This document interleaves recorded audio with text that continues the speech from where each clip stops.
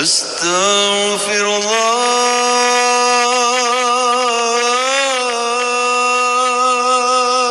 الله أستغفر الله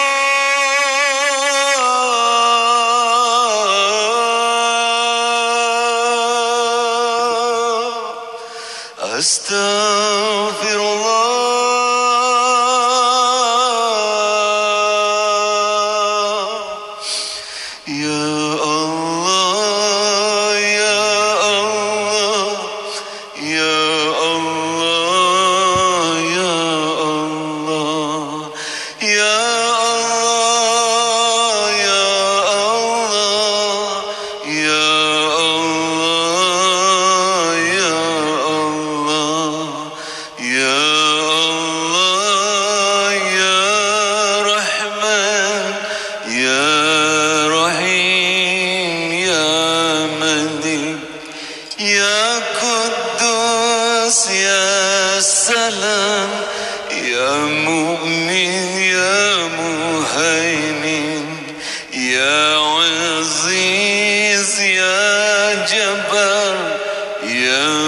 متكبر يا خالق يا بارك يا مصور يا غفار يا قهار يا وهاب يا رزاق يا فتاح يا عليم يا قابض يا بسيط يا خفيض يا رفيق يا معيذ يا مذل يا سميع يا بصير يا حكم يا عدل يا لطيف يا خبير يا حليم يا عظيم يا غفور يا شكور يا علي يا كبير يا حفيظ يا مقيت يا حسيب يا جليل يا كريم يا رقيب يا مجيب يا واسع يا حكيم يا ودود يا مجيد يا بعيد يا شهيد يا حق يا وكيل يا قوي يا متين يا ولي يا حميد يا مفصي يا مبدع يا معيد يا محيي يا مميت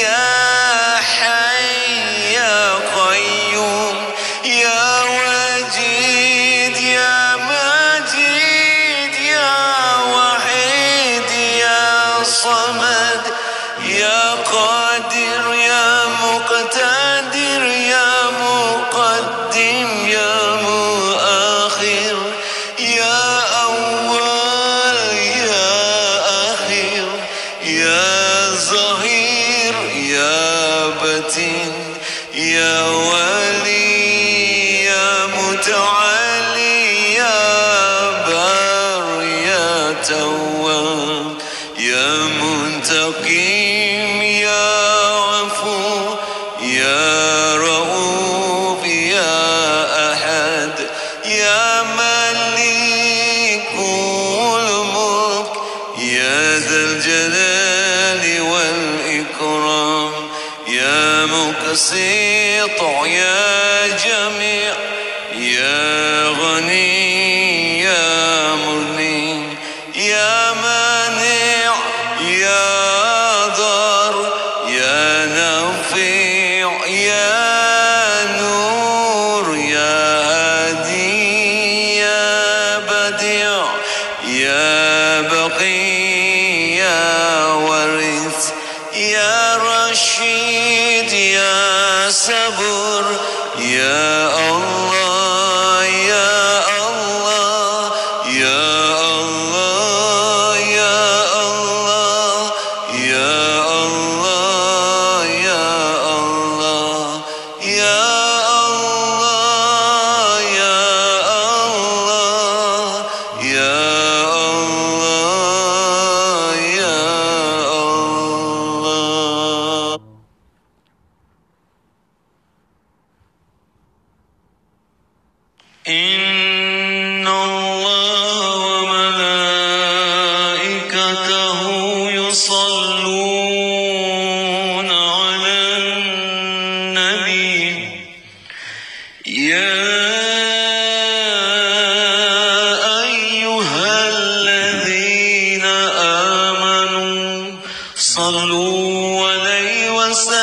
وسلموا تسليما اللهم صل وسلم وبارك عليه وعلى آله اللهم صل على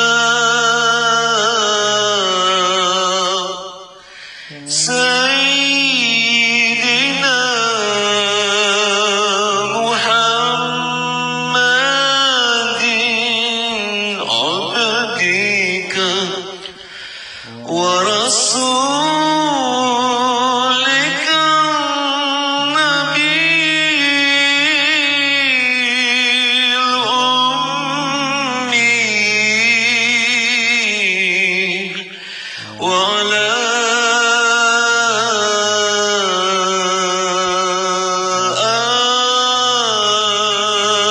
آله وصحبه وسلم اللهم صل على سيدنا محمد عبدك ورسولك النبي الأمي وعلى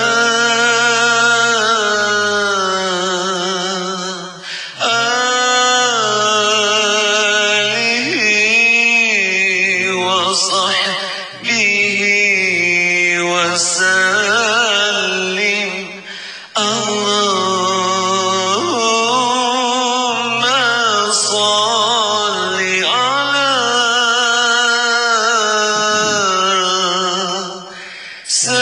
سيدنا محمد عبدك ورسولك النبي الأمي وعلى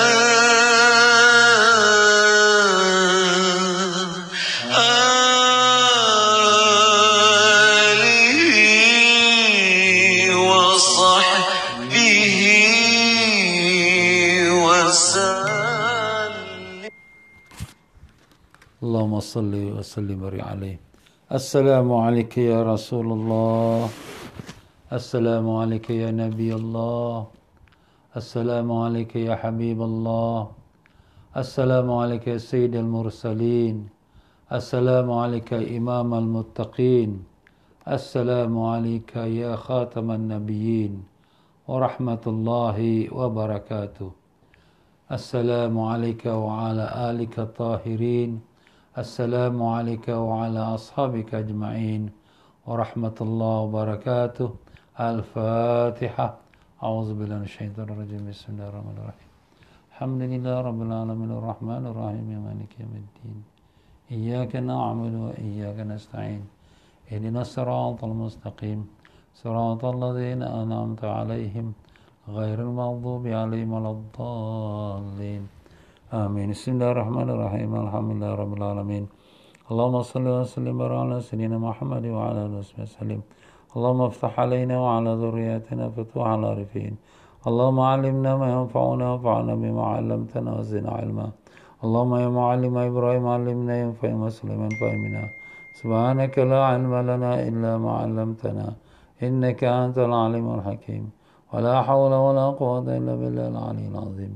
وصلى الله على سيدنا محمد وعلى آله وسلم. الحمد لله رب العالمين. Muslimin dan muslimat rahimakumullah. Assalamualaikum warahmatullahi wabarakatuh. Alhamdulillah, syukur kita pada Allah Ta'ala.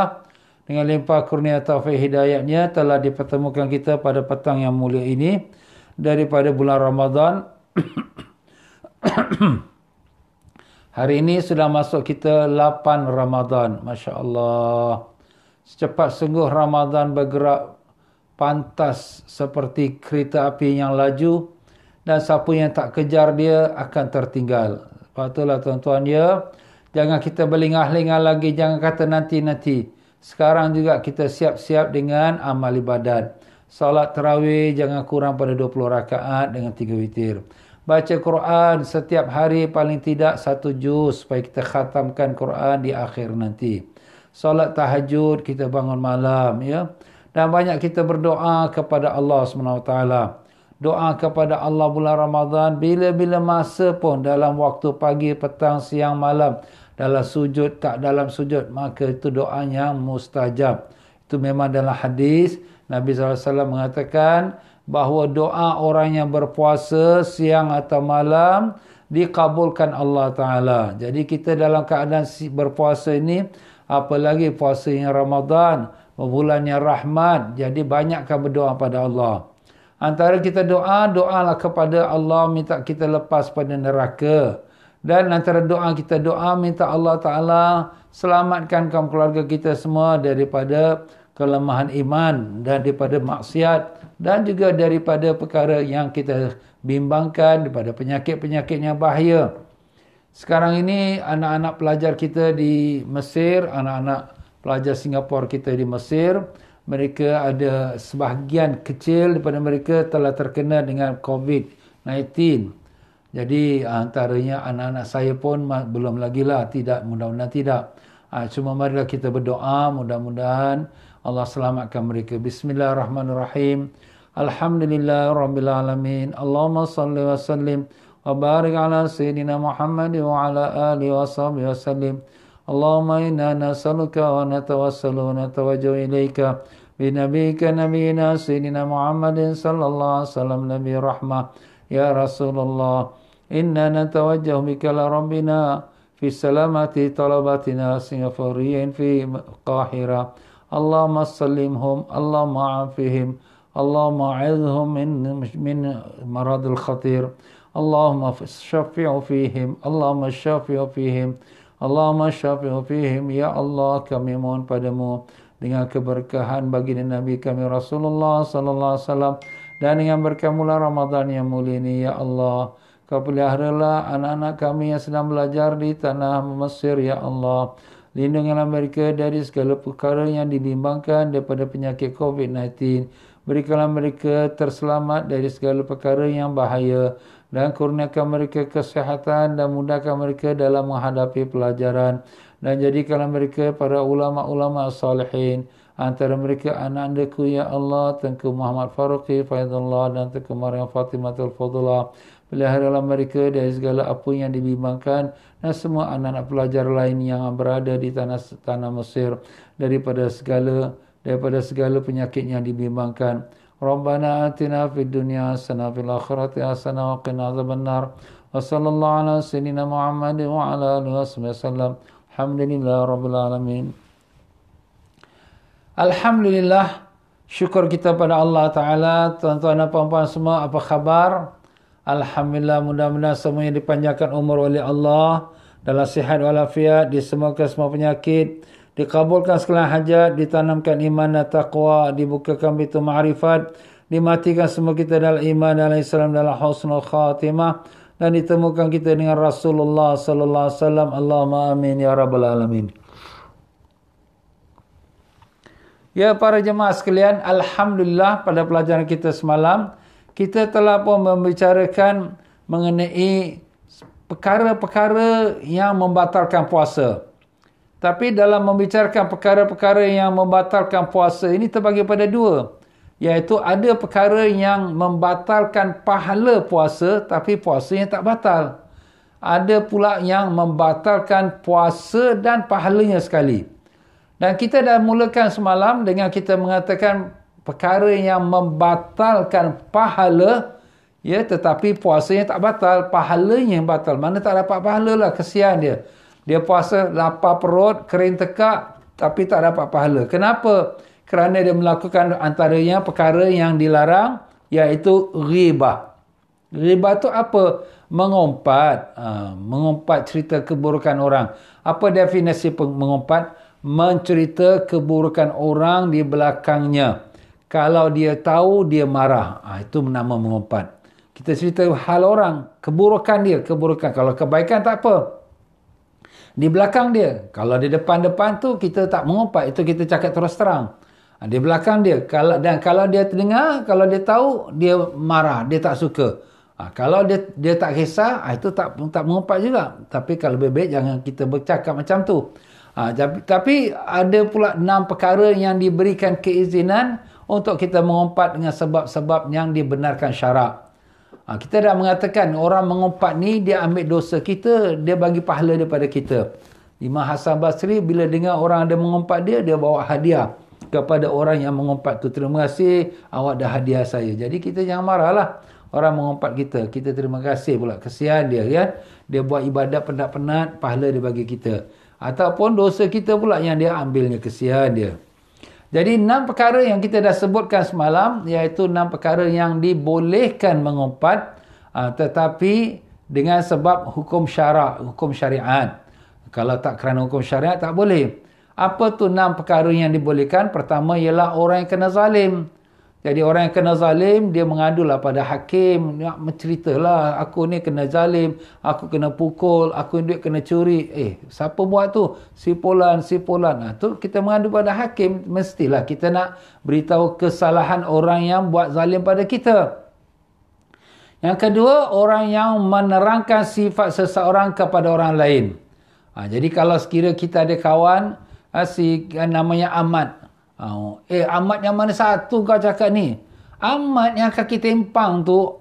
Kau ni mengumpat. Aku nak cakap Ahmad aja kau tak faham. Sebab kan kampung kita ada 10 orang nama Ahmad. Tapi terpaksalah kau cakap yang tempang.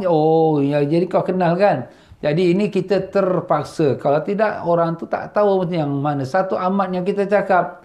Yang kedua, orang yang menerangkan Yang ketiga, orang yang memberikan peringatan kepada orang lain. Kita beri peringatan. Ada orang tu nak buka bisnes dengan kawan kita. Kau baik-baik kau buka bisnes dengan dia. Dia ni tak boleh dipercayai. Ataupun ada orang nak pinjam duit dengan kawan kita. Kau ni nak bagi dia pinjam. Dia ini kalau berjanji tak ada dia tunaikan. Lagi baik kau jangan bagi. Nak bagi tu bagi sedekah je lah. Jangan kau niat dia nak bayar balik. Tak ada lah. Tak ada muka dia nak bayar balik. Nampak? Kita bagi warning pada kawan-kawan kita kerana kita kesian lah. Ada orang meminang anak gadis kawan kita. Dia tu nampak saja baik depan kau. Pijak semut pun tak mati. Tapi dia tu lah kat belakang jin jembalang. Jangan percaya dia. Kalau kau kahwinkan anak kau dengan dia, nanti menyesal tak sudah. Umpamanya. Jadi itu semua dinamakannya dia nasihat, tetapi dalam bentuk ghibah, mengumpat. Sebab kita cerita keburukan orang. Tapi keburukan tu tujuannya untuk selamatkan kawan kita, saudara kita tu. Jadi itu diharuskan. Yang keempatnya yang diharuskan mengumpat ialah orang yang menunjukkan kefasikannya. Orang yang kaki minum arak. Terang-terangan memang dia minum arak. Depan-depan orang dia memang kaki judi. Dia pagi-pagi Ahad tu dia line up depan kedai nombor 4 digit. Apa benda ni? Dia itu memang kaki judi. Kau mengumpat dia. Alah, tak cakap pun orang kampung dah tahu dah. Memang macam itulah dia perangai dia. Dia itu memang kaki botol. Kau mengumpat dia. Orang kampung tahu dah dia itu memang pemabuk. Tiap-tiap malam mabuk. Jadi itu fasik yang terang-terang. Kalau fasik dia buat dosa secara sembunyi-sembunyi, tak boleh kita bagi tahu pada orang. Tu berdosa kita mengumpat tu ya. Yang kelima, orang yang menanyakan hukum. Menanyakan hukum. Saya ni, pelaki saya ni tak bagi nafkah cukup. Lokek bin bakhil dia tu. Tapi boleh tak saya ambil duit dia tanpa pengetahuan dia? Dia tanya hukum. Baik tanya pada ustaz, tanya pada tok qadi, tanya pada tok hakim. Ya. Dan dalam zaman Nabi ada orang perempuan namanya Hindun. Dia bagi tahulah suami dia ni kedekut bin bakhil. Susah nak bagi duit. Jadi tak cukup belanja di rumah. Jadi isteri tanya, boleh tak ya Rasulullah saya ambil duit dia tanpa dia tahu? Nabi kata, boleh sekadar yang kau perlukan. Itu kita dibolehkan. Itu bertanya hukum. Dan yang keenam, orang yang meminta bantuan untuk menghilangkan kemungkaran. Di sebelah rumah dia orang buat maksiat, ada main judi, ada tempat pelacuran. Macam mana ni? Kena bagi tahu pada polis, kena bagi tahu pada pihak hakim, pihak orang-orang yang berjabatan berkuasa. Kau ni mengumpat cerita hal orang, keburukan orang. Yelah, kalau aku tak cakap, nanti kemungkaran tu terus menerus, nanti turun balak, aku pun terkena juga. Na'udzubillah min zalik. Itulah ringkasan pelajaran kita semalam, tuan-tuan ya. 6 perkara yang dibenarkan mengumpat. Tapi, kata tuan mengarang kita, faedah yang kedua. Di muka surat 71. Jadi kita sambung pelajaran kita hari ini. Mari kita baca Fatihah pada junjungan besar Nabi kita Rasulullah SAW. Dan sekalian para ahli bait dan keluarganya. Dan sekalian para sahabat-sahabatnya. Dan para tabi'in. Dan para alim ulama tabi'in. Dan para masyayikh, para guru-guru kita. Dan khususnya Al-Imam Syafi'i rahimahullah ta'ala. Dan sampailah kepada guru kita pengarang kitab ini, Al-Habib Sayyid Muhammad Amin bin Idrus bin Abdullah bin Umar bin Syekh Abu Bakar bin Salim, yang berguru pada Habib Zain bin Ibrahim bin Zain bin Semit, yang di mana kedua-dua mereka berada di kota Madinah. Semoga Allah panjangkan umur mereka berdua dalam sihat walafiat dan dilindungi mereka pada segala perkara yang tak diingini. Dan semoga Allah Ta'ala tinggikan darjat semua para masyayikh kita, guru-guru kita, ulama-ulama kita dardu sampai hari ini, dan ditinggikan darjat-darjat mereka dan dirahmati roh mereka dan diberkatkan ilmu mereka kepada kita dengan berkat syafaat Nabi Rasulullah SAW. Al-Fatihah. Auzubillahi. Alhamdulillah Rabbil Alamin Ar-Rahmanir Rahim Maliki Yawmiddin Ihdinas siratal mustaqim siratal ladzina. Berkata tuan mengarang itu rahimahullah ta'ala wa nafa'ana Allah bikum fid darin amin. Muka surat yang ke-71, iaitulah faedah yang kedua. Meskipun ghibah pada 6 masalah di atas hukumnya adalah boleh, akan tetapi sunnah untuk ditinggalkan jika ghibah tersebut untuk perkara yang sunat.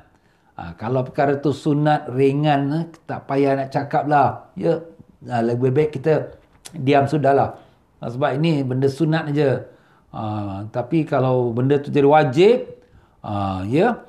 Akan tapi jika berhubungan dengan perkara yang wajib, contoh membantu orang yang dizalimi, maka wajiblah untuk kita lakukan ghibah itu. Kita mengadu pada hakim, kawan kita kena zalim ni. Ataupun kita wajib nak beritahu pada orang, ya, tentang kesalahan orang ni. Orang ni telah kata arak tu halal.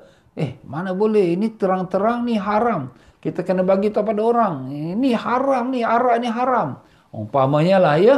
Macam itulah semua dalam masalah agama. Kalau orang tu berterang-terangan cakap perkara yang menyalahi agama, kita pun kena berterang-terangan juga menyalahkan orang itu dan menerangkan yang benar. Itulah yang dilakukan oleh ulama-ulama kita apabila berlaku penyelewengan daripada kaum-kaum yang terkeluar pada Ahlus Sunnah wal Jamaah, yang terlalu ekstrim seperti ISIS, seperti golongan Salafi, jihadi dan sebagainya, yang sanggup bunuh orang Islam kerana mereka menuduh orang Islam sudah syirik.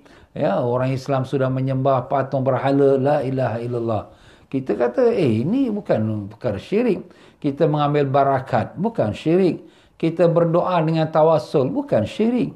Tapi inilah kadang-kadang orang-orang ni berterang-terangan cakap syirik. Kita pun kena berterang-terangan mengatakan salah perkara tersebut. Sebab dia bercakap terang-terang. Kita pun kena cakap terang-terang. Itu jadi wajib. Kalaulah para ulama melihat perkara mungkar tu didiamkan, maka dia telah menjadi seorang yang kufur kepada apa yang telah diturunkan atas Nabi Sayyidina Muhammad sallallahu alaihi wasallam. Nanti besok ke akhirat, mulut dia tu akan disumbatkan dengan bara-bara api. Na'udzubillah min zalik. Jadi para ulama ni dia punya tugas berat. Dia mesti menegur kalau sekiranya orang yang buat perkara tu secara terang-terangan, yang salah jangan sampai jadi ikutan orang. Baiklah, sekarang masuk kita pada perkara kedua daripada perkara yang membatalkan pahala puasa tapi tidak batal puasanya. Yang kedua ialah namimah. Namimah adalah menyebarkan fitnah agar terjadi perselisihan, pertengkaran, perpecahan, pergaduhan atau memutuskan hubungan antara dua orang atau dua kelompok. Jadi maknanya dia membuat mulut lah. Orang kata senam batu api. Dia pergi kepada kelompok A, dia kata B tu cakap engkau macam-macam. Wah, A pun dah mengamuk. Dia pergi pada kelompok A pula, si B tu cakap engkau macam-macam. A ni pun dah mengamuk. Dua-dualah, A mengamuk, B pun mengamuk. Jadi kerana dia punya mulut dia tu, maka padahal kedua-dua mereka tu baik, maupun mungkin adik-beradik, mungkin saudara mara, mungkin satu kaum kaum muslimin, tapi sudah jadi perbalahan, perpecahan kerana sifat iaitu namimah, membawa mulut, batu api. Itulah dia tuan-tuan, hukum namimah adalah haram dan termasuk kategori dosa-dosa besar. Dosa besar tuan-tuan, ya. Bukan dosa kecil. Dosa besar ni dia kena taubat pada Allah. Kalau dosa kecil, astagfirullah biasa, okey. Tapi kalau dosa besar kena taubat. Taubat tu ada 3 syarat. Syarat pertama, dia kena meninggalkan dosa dia itu. Dia tak membuat lagi. Kedua dia, ialah dia menyesal atas perbuatan dia. Dan ketiga, dia berazam tidak akan mengulangi lagi perbuatan dia. Itu dia syarat taubat. Firman Allah Ta'ala, a'udzubillahi minasyaitonir rajim, wala tuti' kulla halafim mahin hammazim masya'im binamim, yang artinya, dan janganlah kamu ikut setiap orang yang banyak bersumpah lagi hina, yang banyak mencela, yang ke sana dan kemari menghambur-hamburkan fitnah. Ini ayat ini Allah nak ceritakan sifat sebagian orang-orang kafir Quraisy yang mana mereka dengki dengan Nabi kita sallallahu alaihi wasallam. Mereka tu nak bawa keburukan Nabi. Padahal Nabi tak ada buat keburukan. Tapi mereka bawa cerita keburukan Nabi, begitulah, Nabi beginilah. Jadi apabila mereka ni nak bawa keburukan, itu maknanya mereka membawa batu api ataupun menjadikan supaya orang Quraisy yang berbila Nabi dengan orang Quraisy yang menentang Nabi supaya bergaduh. Jadi mereka ini orang-orang yang hina di sisi Allah Ta'ala. Jangan kamu ikutkan orang-orang yang suka bersumpah. Sikit-sikit sumpah, wallah. Jangan, ya. Dan juga orang ini orang yang hina di sisi Allah. Dan orang-orang itu ialah orang-orang yang di mana mereka itu membawa batu api ataupun mencerita keburukan orang ke sana kemari. Dan demikian juga firman Allah Ta'ala, a'udzubillahi minasyaitonir rajim, walladzina yu'dzunal mu'minina wal mu'minati bighairi maktasabu faqad ihtamalu buhtanan wa itsman mubina. Dan orang-orang yang menyakiti orang-orang mukmin dan mukminat tanpa kesalahan yang mereka perbuat, maka sesungguhnya mereka itu, orang-orang yang berbuat demikian, telah memikul kebohongan dan dosa yang besar. Itulah surah Al-Ahzab ayat 58. Jadi mereka ini membawa cerita tentang nak menyakitkan hati orang-orang beriman.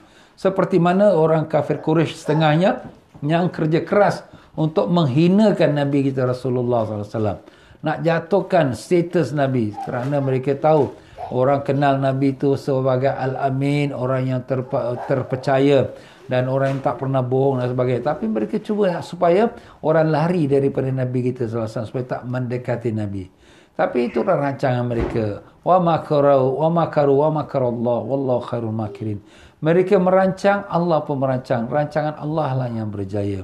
Kita jangan bimbanglah. Orang yang membuat fitnah ni, memburuk-burukkan kita, sebenarnya mereka menelan bara api dalam perut mereka. Sebenarnya mereka menempah booking untuk masuk neraka. Na'udzubillah. Sebenarnya mereka itu nak memberikan pahala pada kita dan nak mengambil dosa-dosa kita. Jadi kita jangan marah mereka. Ya, cuma kita sabar sajalah, ya. Kalau kita dah marah mereka, kita yang pahala pun dah tak ada dah.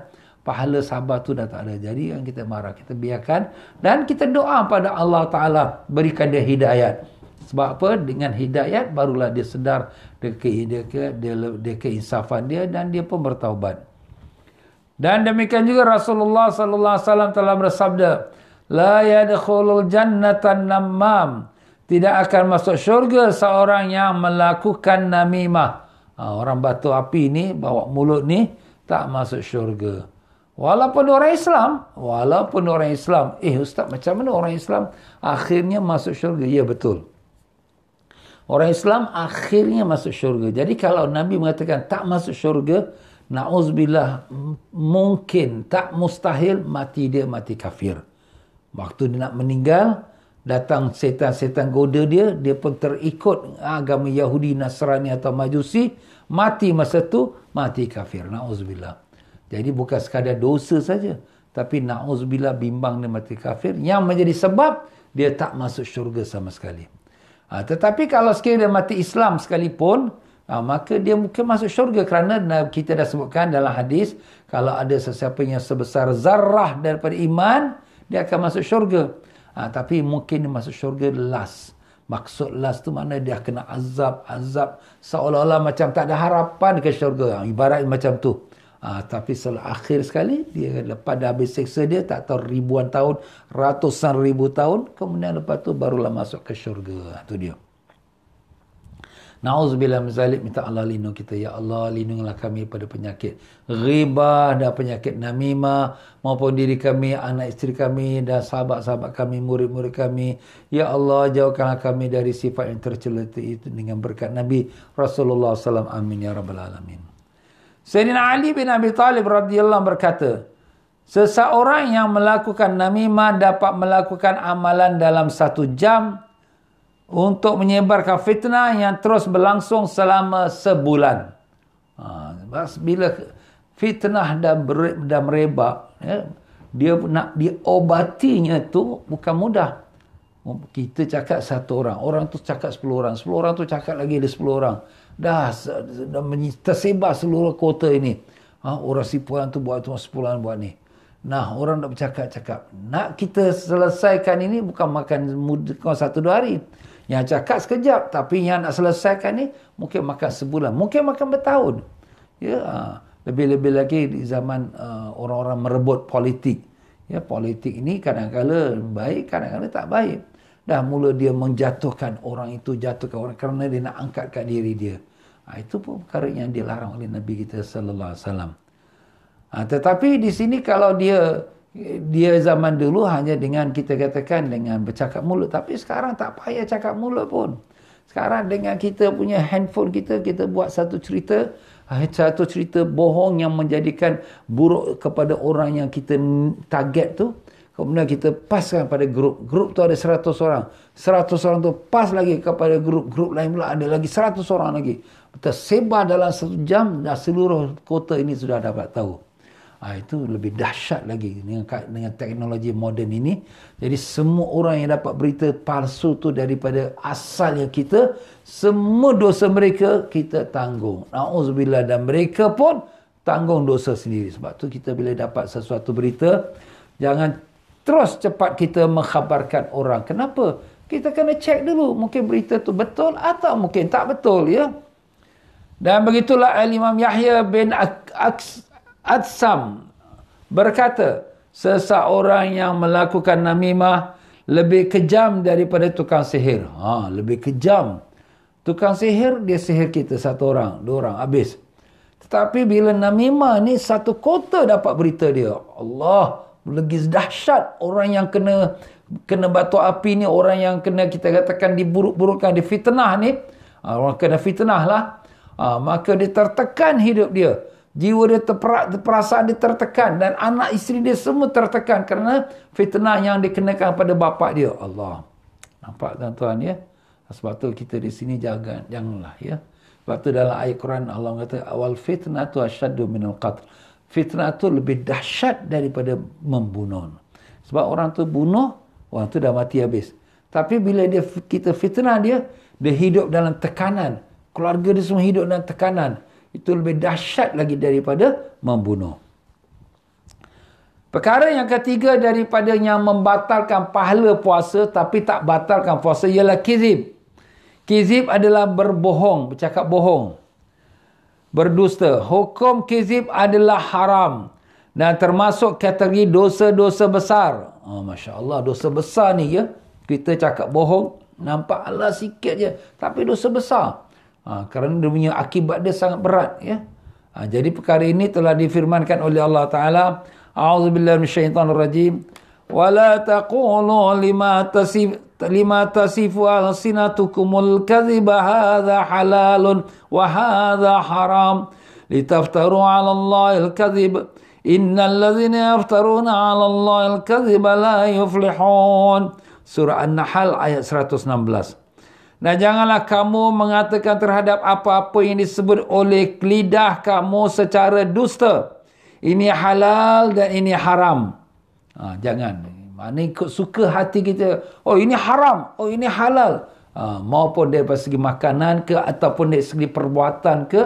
Oh ini haram. Ini halal. Padahal kita tak tahu. Kalau kita tahu tak apa. Tak tahu ya.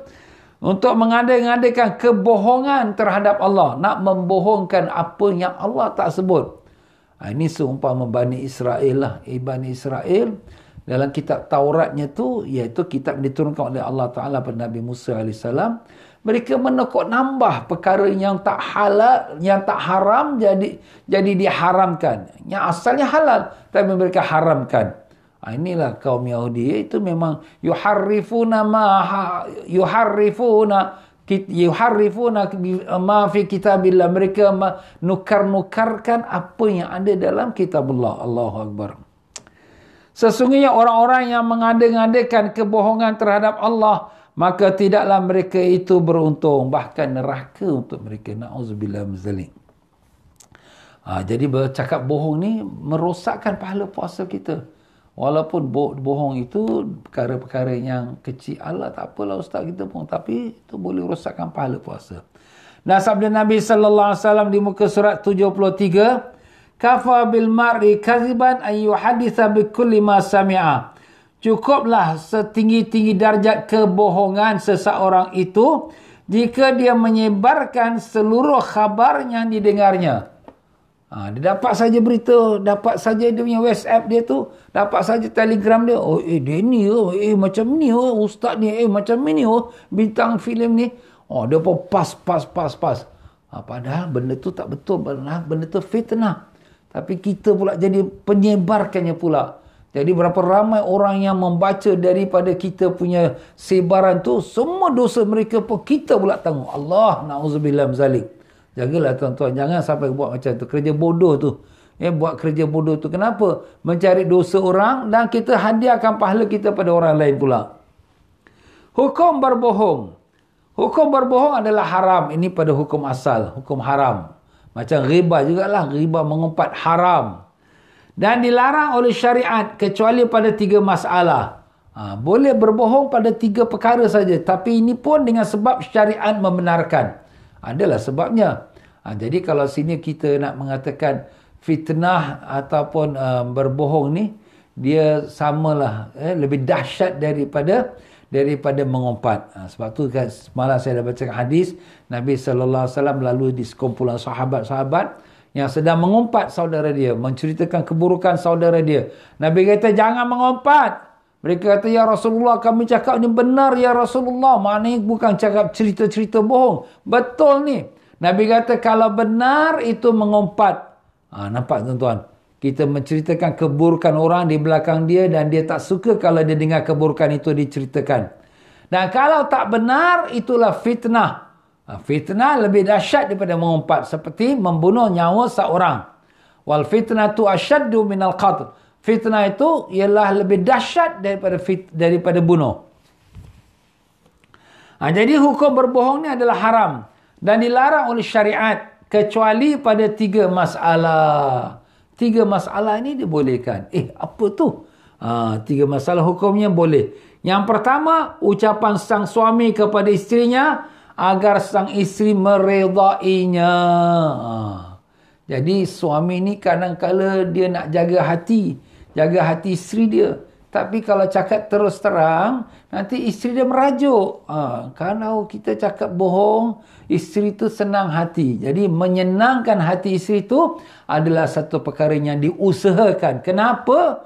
Supaya jaga kerukunan rumah tangga. Sebab kalau kerukunan rumah tangga tu dah rosak, maka berlaku perceraian, kemudian nanti anak-anak pun berkeliaran dan menjadi rosak, tak ada bimbingan. Sebab tu di sini kalau boleh jangan berlaku perceraian. Kita usahakan. Kalau dah tak ada lagi last kali resort, tak ada lagi jalan keluar, barulah kita melakukan perceraian. Tapi di sini dianjurkan suami kalau sekiranya Nak ambil hati suami, isteri ni memanglah suami ni tak sukalah isteri ni asyik mengomel atau bercakap ni kasar ataupun mak dia tu perangainya buruk, mak mentua kita lah umpamanya.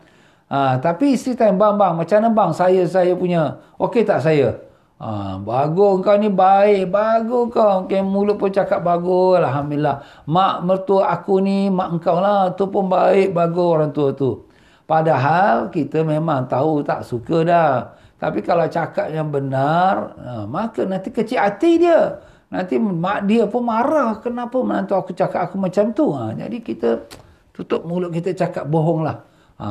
Itu kalau sekiranya masalah keluarga dia. Kalau sekiranya sang suami pula, maaf kata dia ada isteri yang kedua atau isteri ketiga atau yang keempat pula. Isteri dia pertama tanya, bang macam mana? Mana satu abang sayang? Yang pertama ke, yang kedua ke, ketiga ke, yang keempat? Nak cakap sayang yang paling cantik, nanti dia terasa hati. Nak cakap yang paling muda, nanti dia rasa marah. Kita cakap engkau lah yang paling abang sayang. Nanti jadi isteri pun senang hati. Betul bang, betul. Sumpah bang. Sumpah je. Jangan cakap wallah, jangan cakap. Wallah tu dah betul-betul tu. Cakap sumpah tak ada apa. Sumpah tak ada apa-apa. Tapi kalau cakap wallahi, itu baru betul-betul sumpah. Itu tak boleh, itu bohong, berdosa. Jadi itulah sebagai kita kata contoh. Jadi kalau perlu, kalau tak perlu jangan ya. Jadi dia suami bercakap bohong pada isteri untuk menyenangkan hati isteri. Ataupun kata, semalam kau pergi rumah mak aku puji kau habislah baiknya kau kat rumah mak aku ni. Padahal mak kita tak puji dia pun. Mak kita lagi menyampahkan dia, pemalas kat rumah mak mentua pun tak tahu nak tolong, tak tahu ringan tulang. Tapi kita puji dia pula. Dia pun kata, ya ke bang?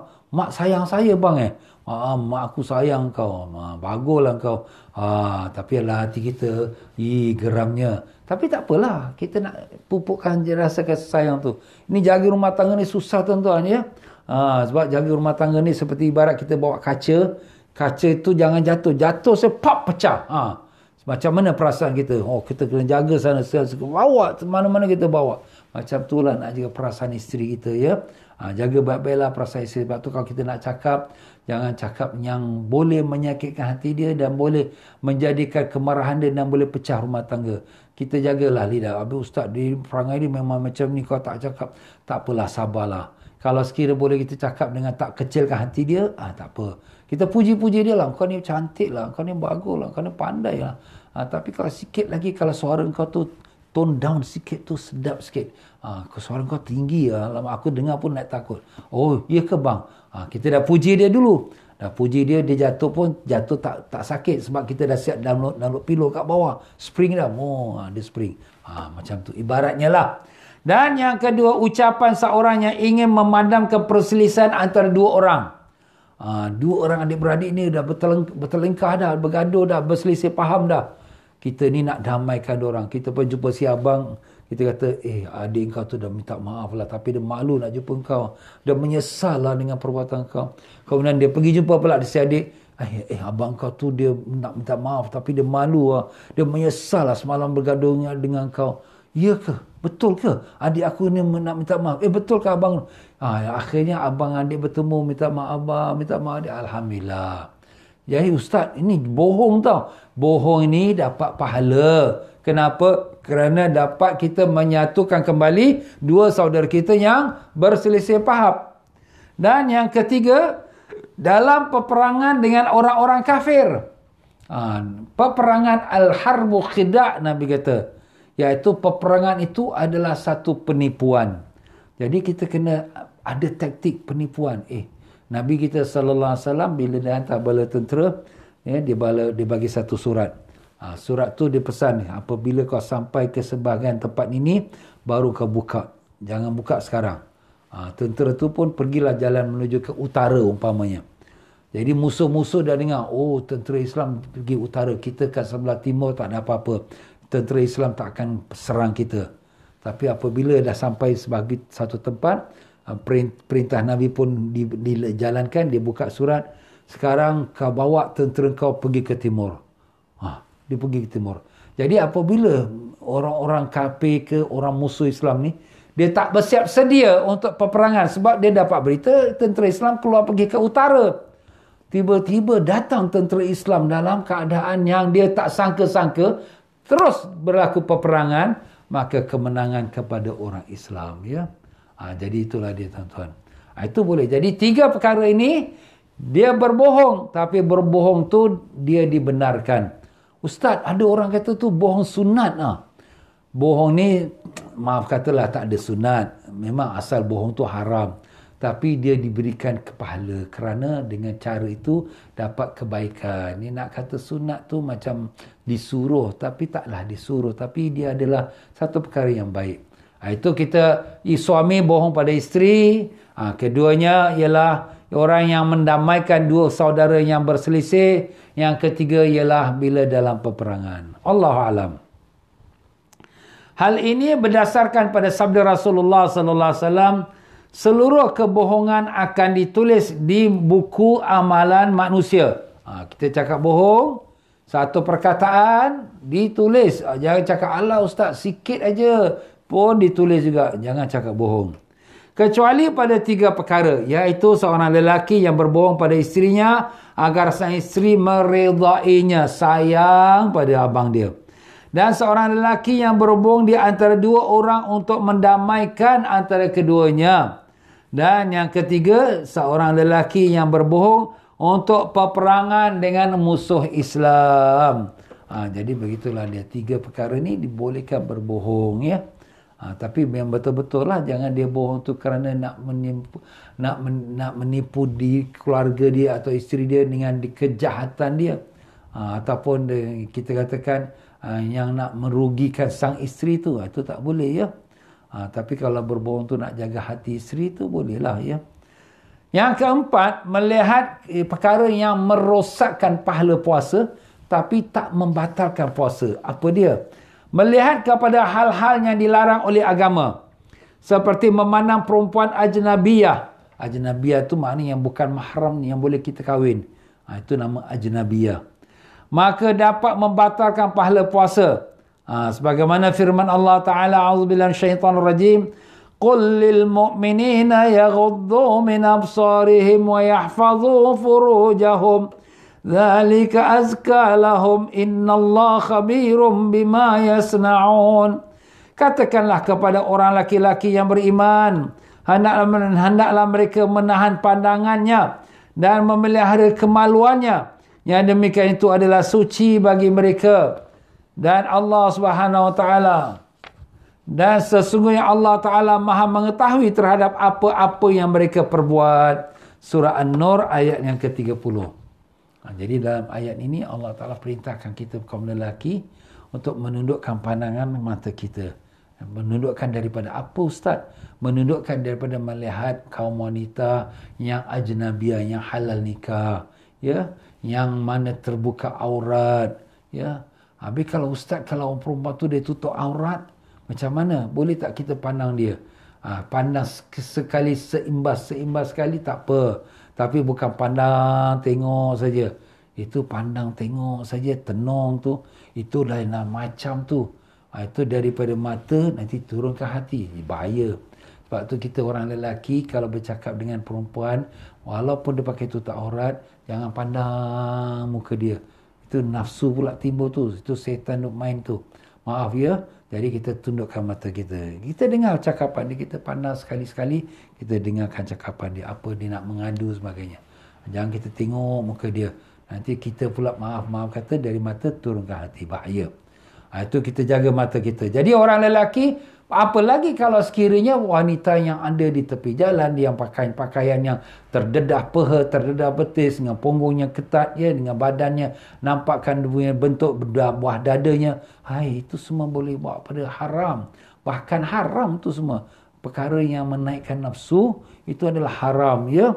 Dan Allah Subhanahu Wa Taala, zalika azkalam, yang demikian itu adalah lebih suci, lebih baik. Maknanya kalau kamu tundukkan mata kamu, itu lebih baik. Kena pelihara hati kamu. Dan pelihara kemaluan kamu. Kemaluan tu maknanya jangan sampai berlaku zina. Bila kita dah terjatuh cinta pada seorang perempuan, nafsu kita bergelora, kalau tak mengikut syariat, akhirnya nanti jadi perkara zina. Na'udzubillah min zalik. Ini sama juga untuk perempuan. Ayat yang berikutnya sambung Allah Ta'ala kata, wa qul lil mu'minati yaghdudna min absarihinna. Dan katakan kepada wanita-wanita beriman supaya menundukkan pandangan mata dia. Jadi wanita-wanita beriman bila dia tengok kepada orang lelaki, kalau orang lelaki terbuka aurat jangan dipandang. Orang perempuan tengok wrestling, tengok football, ini orang lelaki pakai seluar pendek, ini tak boleh je. Sebab tu haram melihat aurat lelaki.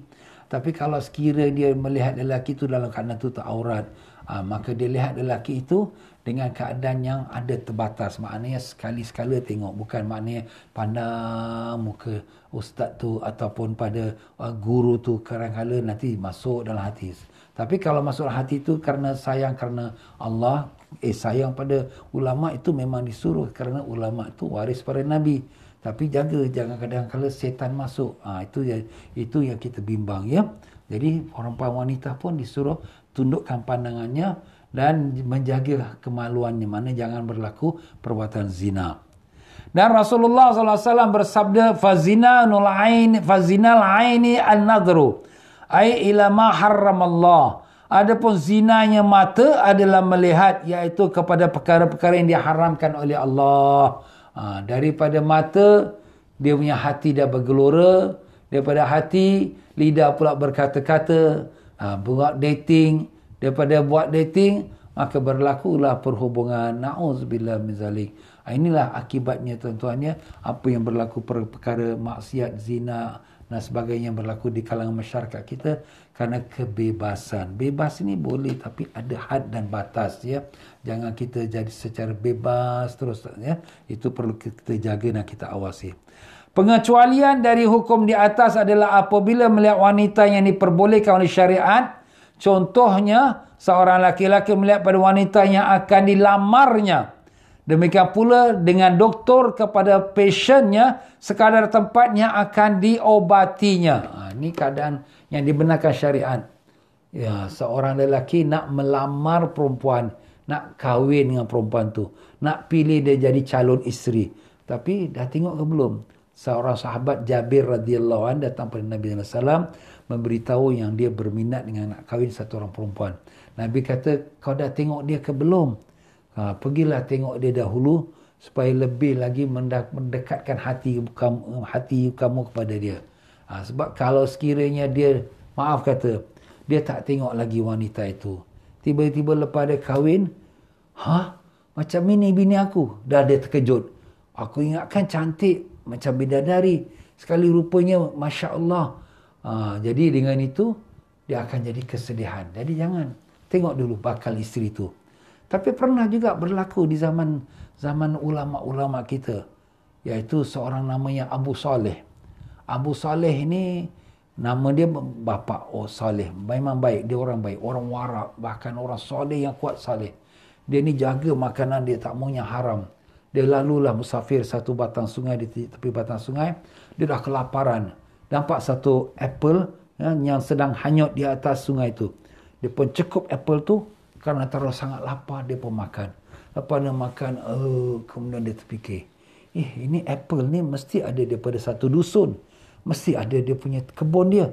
Aku ni makan sebelum aku minta izin daripada tuan kebun dia.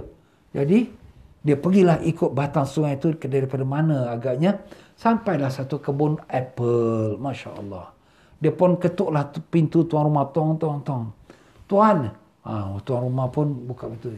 Tuan kebun ini yang buah pokok-pokok apple ni, benar, ini saya tuan kebun ini.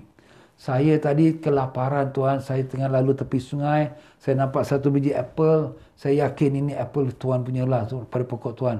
Tapi saya sudah makan tanpa minta izin daripada tuan. Sekarang saya datang nak minta halal supaya makanan saya ini halal. Masya Allah. Kita ni kalau tuan-tuan rumah orang ada buah apa, kita pukul pecahkan, nakkan buah tu datang kita ambil. Curi, orang tuan rumah panggil. Tetapi ni sekarang ni buah tu jatuh sendiri, dah hanyut. Kemudian dia datang nak minta halal. Tuan rumah tengok lain macam orang ni. Ini orang ni sungguh soleh orangnya, baik betul. Satu buah biji apple datang nak minta halal, tak pernah orang datang minta halal. Dia kata, boleh, aku halalkan tapi dengan syarat. Apa dia syarat tu? Syaratnya kau kena kerja dengan aku selama 10 tahun. Alamak, kerja 10 tahun Tuhan. Nak minta halal 1 biji apple? Ya, kalau kau sanggup. Tak sanggup, aku tak halalkan. Abu Saleh ni terfikir pula. Ini kalau aku makannya haram. Allah Ta'ala tak terima ibadat aku. Amal ibadat aku, semua diri aku ni memang sesuai untuk masuk neraka. Na'udzubillah. Baiklah Tuhan, saya terima syarat itu. Dia kerja 10 tahun. Oh, Masya Allah. Baik sungguh dia, taat dia pada Allah, taat pada Tuhan dia. Lepas 10 tahun, dia pun datang, Tuhan, saya dah tunaikan janji untuk saya kerja dengan Tuhan 10 tahun. Mintalah sebiji apple yang saya makan 10 tahun dulu dihalalkan. Tuhan dia kata, belum boleh lagi aku halalkan. Ada syarat yang kedua. Syarat kedua? Apa dia Tuhan? Syarat kedua, kau kena kahwin dengan anak perempuan aku. Alamak. Kena kahwin dengan anak perempuan aku. Tapi, anak perempuan aku, mata dia buta. Telinga dia pekak. Lidah dia bisu. Kaki dia kodong. Tangan dia kodong. Alamak. Macam mana ni aku nak kahwin perempuan macam ni? Kalau tak kahwin dengan anak Tuan, boleh. Kalau kau tak kahwin dengan anak aku tak halalkan 1 biji apple yang kau makan 10 tahun dulu. Masya Allah. Jadi orang ini nak jaga diri dia, taat pada Allah, tak mau makannya haram. Dia pun kata, baiklah Tuhan, saya terima jugalah apa yang Tuhan dah syaratkan. Dia pun terima nikah. Lepas terima nikah, malam pertama masuk ke bilik isteri dia. Bila dia masuk bilik isteri dia, terkejut. Subhanallah. Punyalah cantik, mata yang cantik, telinga yang mendengar, lidah yang tak bisu, kaki tangan yang sempurna. Dia pun lari keluar kepada bapa mentua dia. Ayah, ini bukan isteri saya. Isteri saya, ayah kata, mata buta, telinga pekat, lidah bisu. Tapi ini semua sempurna. Kata pak mentua dia, ya, itulah isteri kau. Itulah anak ayah. 10 tahun dulu bila kau datang, kau minta halal makan sebiji apple yang kau dapat di sungai, aku tak pernah jumpa orang macam kau punya baik. Tak ada siapa minta halal pun. Aku tahu nak dapat orang macam kau ini, takkan mungkin dapat lagi. Maka aku ada anak gadis masa itu, masih kecil lagi. Maka aku letakkan syarat 10 tahun, supaya anak gadis aku tu besar. Dan anak gadis aku ni, mata dia buta kerana dia tak pernah tengok maksiat. Telinga dia pekak kerana tak pernah dengar pada maksiat. Lidah dia bisu kerana dia tak pernah cakap yang maksiat. Kaki tangan dia kodong kerana tak pernah pergi dan tak pernah pegang kepada benda yang maksiat. Itulah dia anakku dan itulah dia isteri kau. Ya, itulah dia tuan-tuan dan puan-puan. Abu Saleh bernikah dengan wanita yang solehah dan dapatlah anak zuriat yang baik. Siapa tu anak zuriat yang baik tu? Itulah anak itu besarnya menjadi wali Allah, iaitulah Syekh Abdul Qadir Al-Jailani. Allahu Akbar. Syekh Abdul Qadir Jailani, bapa dia yang soleh dan mak dia pun yang solehah. Dapatlah anak yang soleh. Itulah kita tuan-tuan, anak soleh, kita pun kena jadi soleh. Mak pun kena solehah, bapa pun kena soleh, baru dapat anak yang soleh. Mak bapa macam mak saleh, anak pun lebih daripada mak saleh pula. Allah. Maaf tuan-tuan. Ini kita cakap je adik-beradik ya, yang kecil hati. Jadi itulah dia tuan-tuan. Wanita itu yang diharamkan memandang sambungannya. Jadi begitulah lelaki kalau nak berkahwin, dia disunatkan tengok kepada wanita yang nak kahwin. Sebelum dia melamar, tengok dia waktu dia keluar rumah, pergi kerja, pergi belajar, tengok dia mengendap, tengok dia jalan, dapat tengok. Kalau zaman dulu Ustaz, susah orang perempuan nak keluar. Kalau keluar pun dia tutup purda. Macam mana tu? Boleh kita pergi ke rumah dia. Cakap terus terang nak meminang tapi belum cakap confirm lagi, maka perempuan tu boleh buka purdanya dan boleh tengok tapak tangan dia. Itu dibenarkan di muka dan 2 tapak tangannya. Tapi sebab selain daripada itu semua tu aurat, tak boleh. Dan demikian juga doktor yang merawati pasien perempuan.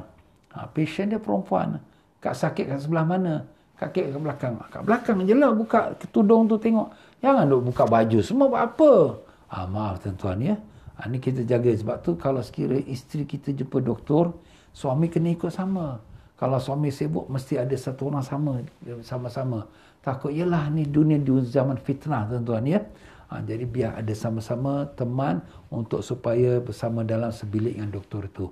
Tak boleh dibiarkan doktor tu seorang saja dengan isteri kita tu seorang ya.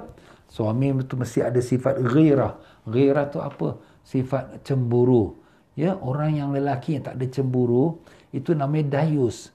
Dayus tu apa? Lelaki yang tak kisah isteri itu dosa ke maksiat tak peduli. Itu lelaki dayus. Ad-dayus la yadkhulul jannah, Nabi kata. Lelaki yang dayus tak masuk syurga. Ya, dia boleh biarkan isteri dia jalan dengan suami orang, dengan lelaki orang, pegang-pegang tangan. Apa cerita ni? Ini isteri aku ni buat apa ni? Tak boleh. Kita tak boleh kita reda dengan maksiat, itu maksiat, tak boleh. Dan demikian pula wanita yang diharamkan memandang kepada laki-laki yang bukan mahramnya dengan pandangan yang menyebabkan fitnah. Perempuan pun tak boleh nak pandang lelaki tu dengan tenung, tak boleh. Ya, tapi itulah yang kita dah sebutkan tadi ya.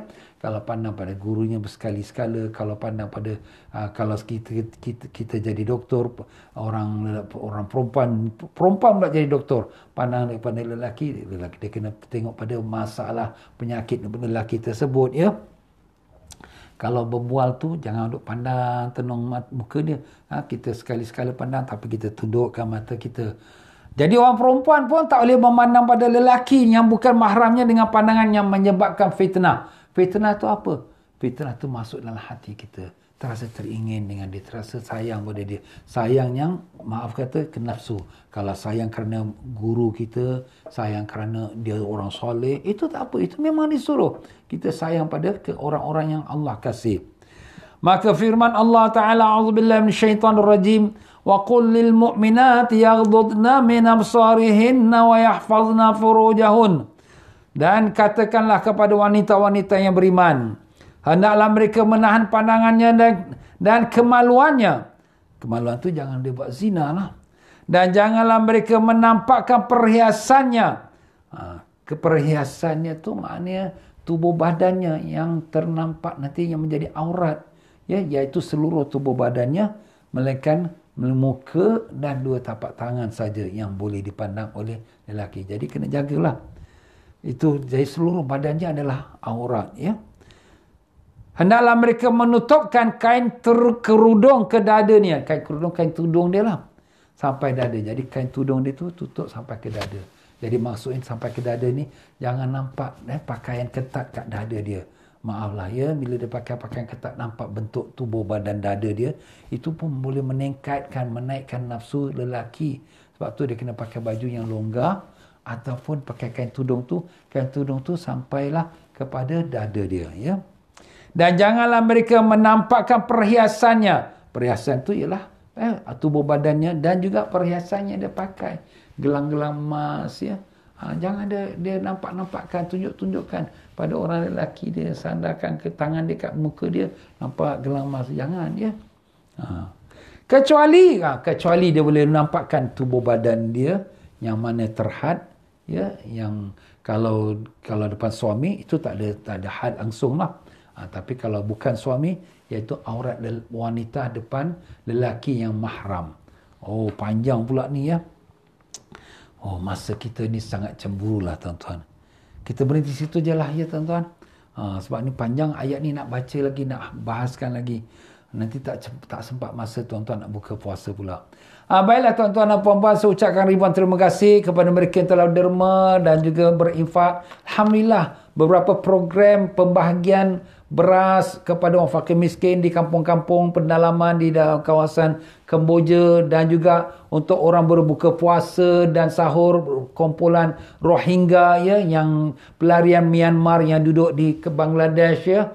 Dan juga kita katakan untuk orang Bangladesh yang susah fakir miskin, alhamdulillah semua ni telah kita dapat agihkan, dan mereka banyak-banyak ucap terima kasih kepada semua pelajar-pelajar ustaz yang telah menderma, berinfak, yang keluar fidyah Kan mereka sangat-sangat terima kasih. InsyaAllah semua tu menjadi hasanat, pahala-pahala untuk tuan-tuan dan puan-puan yang derma. Dalam akhirat nanti baru kita nampakkan dia punya balasan. Bahkan dunia lagi Allah akan berikan keberkatannya. Terima kasih banyak-banyak. Tuan-tuan yang ingin lagi menderma dan juga infak, bolehlah buat PayNow pada saya dan juga tuliskan untuk tujuan apa. Kalau nak buat untuk zakat pun boleh, tuliskan untuk zakat. Tapi zakat kena wakilkan saya untuk membagikan zakat hartanya. Dan demikian juga lah ya. Kalau nak ada yang buat fidyah pun boleh kami terima. Dan Alhamdulillah kami sedang menyampaikan. Dan banyak lagi orang-orang fakir miskin kesian. Itu belum lagi masuk ke sebelah Bangladesh. Belum lagi masuk sebelah Indonesia lagi ya. Banyak lagi tempat-tempat yang mengharapkan bantuan. Baik tuan-tuan dan puan-puan. Dengan itu saya ucapkan terima kasih. Mari sama-sama sekali lagi kita bacakan Fatihah. Mudah-mudahan berkat Fatihah, berkat Rasulullah SAW, Allah pelihara anak-anak kita yang sedang belajar di negeri Mesir, di Azhar. Ya, sekarang ini penyakit COVID ada terkena kepada sebilangan kecil anak-anak pelajar Singapura kita di Azhar. Ya. Jadi semua anak-anak pelajar Singapura kita sekarang ni menjalani kuarantin 2 minggu. Jadi marilah sama-sama kita doa. Anak-anak tu ada termasuk anak saya juga. Ya. Jadi sama-sama kita berdoa, kita baca Fatihah, mudah-mudahan berkat Fatihah, berkat Rasulullah SAW, Allah sembuhkan anak-anak kita itu dan pelihara mereka dari penyakit yang bahaya. Ala hazinatis salihah wa ila hadratin Nabi Sayyidina Muhammad sallallahu alaihi wasallam. Al-Fatihah. A'udzubillahi minasyaitonir rajim. Bismillahirrahmanirrahim. Alhamdulillahirabbil alamin arrahmanir rahim maliki yaumiddin. Iyyaka na'budu wa iyyaka nasta'in. Shiratal mustaqim. Shiratal ladzina an'amta 'alaihim ghairil maghdubi 'alaihim waladdallin. Amin. Amin amin amin ya rabbal alamin. Allahumma ya Allah, kami mohon padamu dengan berkat Nabi Rasulullah sallallahu alaihi wasallam. Kami mohon padamu dengan kebesaran dan keagungan-Mu, Tuhan yang maha mulia, yang maha pengasih.